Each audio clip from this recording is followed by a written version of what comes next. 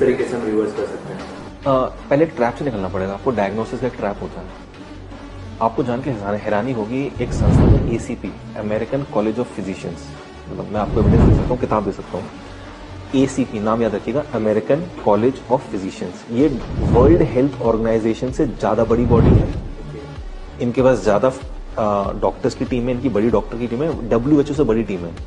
इन्होंने 2018 में एक नई डायबिटीज गाइडलाइंस निकाली।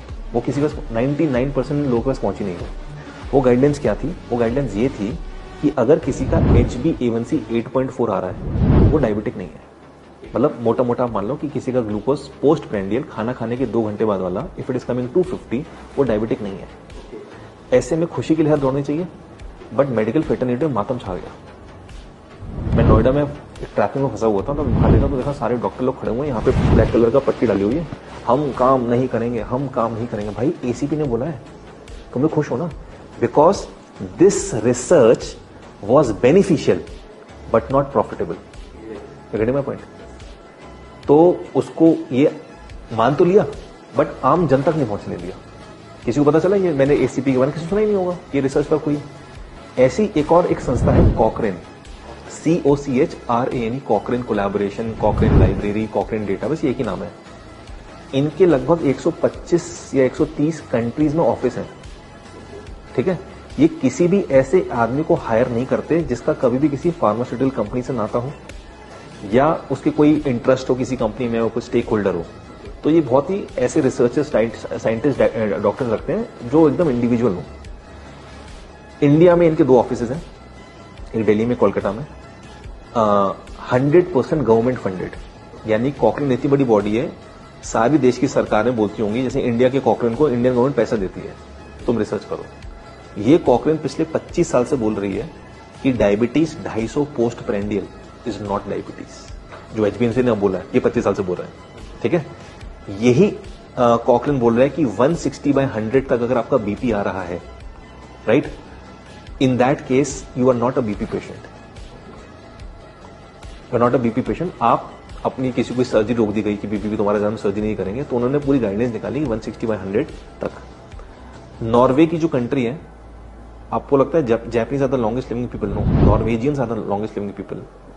नॉर्वे का लोगों का नॉर्मल BP इज 150/90 और वहां की सरकार उसको नॉर्मल बोलती है। अगर हमारी गाइडलाइंस वहां चली जाए तो 70% Norway as a country is a high BP patient. ठीक है, तो ये आपको समझना होगा कि पहले ट्रैप से निकलना होगा। अच्छा, आप किसको मानोगे? आप तो बोले 140 पोस्ट प्रेंडियल डायबिटीज है, बोले मैं बोलूँ 250 है, कॉकरेन बोल रहे हैं। अब WHO और यूनाइटेड नेशंस ने दोनों को इक्वली रिकॉग्नाइज किया। तो अगर आप केमिस्ट की दुकान खोल के बैठे हो तो आप 140 मान लो, अगर आप पेशेंट है तो 250 मान लो। तो पहले ट्रैप से निकलना पड़ेगा ना, आप किसको मार रहे हो। और मैं तो बोलूं, number is not something that should be taken consideration कि 140 ही आना चाहिए या 250 आना चाहिए। How you are feeling. मतलब मेरे पास एक पेशेंट आया 450 ग्लूकोज, बाइक चला के आया, बोला सर मेरे इतना नहीं आता, I am normal, there is no symptoms of diabetes. तो एक ही आपका जूते का पैर 9 हो सकता है, 10 हो सकता है, मेरा 8 है, किसी का 7 हो सकता है। यू कैन नॉट से ना कि नहीं 140 कर दो बस सबकी। तो 2003 में ओवरनाइट इंडिया में, मतलब उस साल में अचानक से 1 करोड़ इंडियंस डायबिटिक बन गए।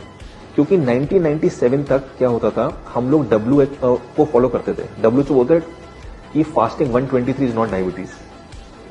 फिर क्या हुआ, 2003 में हमने 3 पैरामीटर्स बना दिए।